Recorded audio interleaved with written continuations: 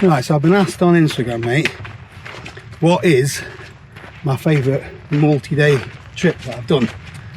You've done a few more than me. What's your favourite?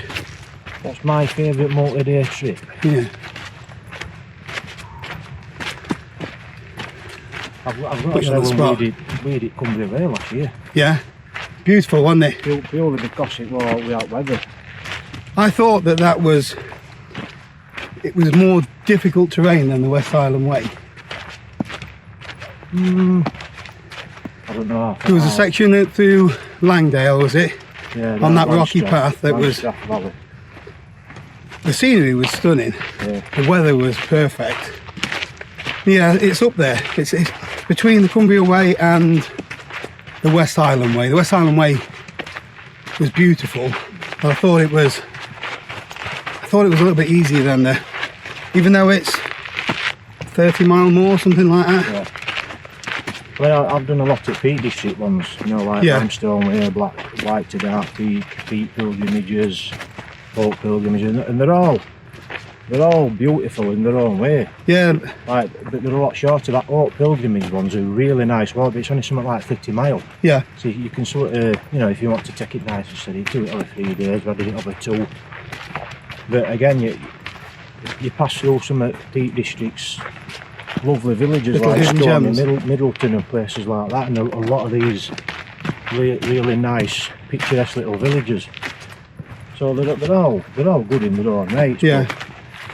But yeah, for me the Cumbria Way. The Cumbria Way last year, purely because of weather and just, you know, the relaxed nature about it. It was a good 5 days. Yeah, I know you said that you'd like to do it again. Would you do it in reverse direction? Yeah, definitely. Yeah.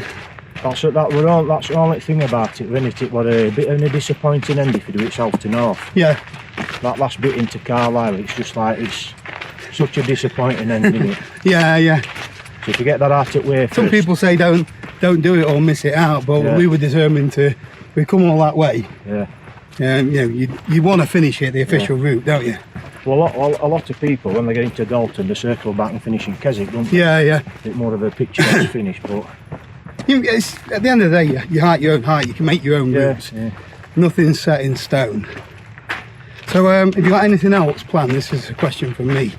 Not planned, or what next major hike would you like to do over multi-days? Hey up. Well, hopefully once we've got our holidays at work out of the way, when we've done North Coast 500 again with Van. Yep. So it will probably be back end of September. I'm going to be doing Dales Way. Okay, how far's that? It depends which one you do. There's a low route There's a and a low high route route. and an high route. You'll be on the high one, won't you? The high, well, I don't know yet, because it passes over. It is an high route and all. It passes straight over the tops at Howgills and, you know, lakes and that. That's a slog over Howgills as well. And it is a longer route. It's about 100 mile, that one. Yeah. Whereas the lower route's about 80 mile. Okay.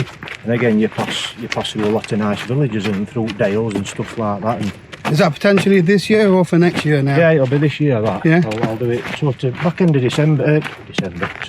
Yeah, you'll still have a good amount of daylight then, won't you? Yeah. I think that's the thing. It's walking them in colder weather's not so bad, but the more daylight hours you've got, the more chance you've got of doing good mileage each day. More chance at better weather, you know, being able to go a little bit further day by day. Yeah. And I sort of, I've already got it all mapped out and everything. Obviously, you can go on sites and download GPXs. Yeah. And looking at it, it's probably I'll probably do it over maybe 4 days and do something like 20 mile a day. Okay. But there's certain places like might do a couple of campsites, a couple of wild camps. And sort of plant route out around, you know, stopping at campsites, because it's like, again, it's one of them where you're passing a lot of agricultural land. Like when I did Harriet Way, you're passing through a lot of. It's hard to find somewhere to pitch, isn't it? That's why on that Harriet Way, I did that. I did something like 50 mile that first day on that when I did that. Yeah. And got to Bunnerside Gill. I sort of got it in my mind, if I can get to there. You've got somewhere to pitch. Yeah, I've camped here before. I know I can camp here. It's very quiet. And that's what I ended up doing, but yeah, there's a lot of, you come across a lot of farmers, put it that way, when you're up in dales and that. I think I'd like to have a crack at the Limestone Way this year.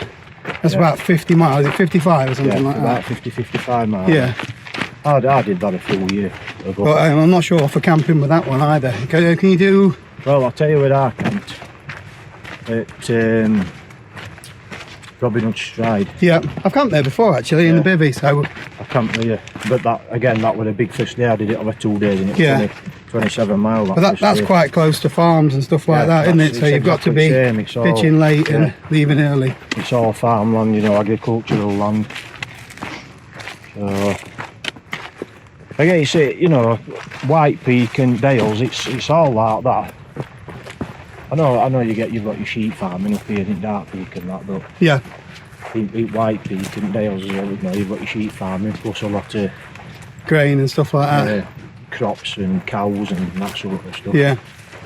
So you've got to be really careful down here when you think Dales for camping and that.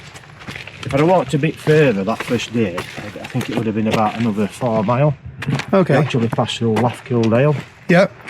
And in village it's said there's a really nice campsite and a nice pub just down the road, 2 minute walk down the road. Okay. Because when we did Peak Pilgrimage, that's what we did. We left his gear there and walked up pub. And what we did was, how we did that was, we drove to the start in 2 cars, all jumped in 1 car, drove past Lathkildale, we pre-booked in, left all his gear there, took his gear sacks to the other end. Yeah. We started in, I forget which way around it is now, Eamon Island. Yep. So then left 1 car there, did first day walk back to Lathkildale, camped there, had a pub dinner, and then, you know, second day finished route, and then drove, all jumped in car and drove back to where we'd left the other car. Oh.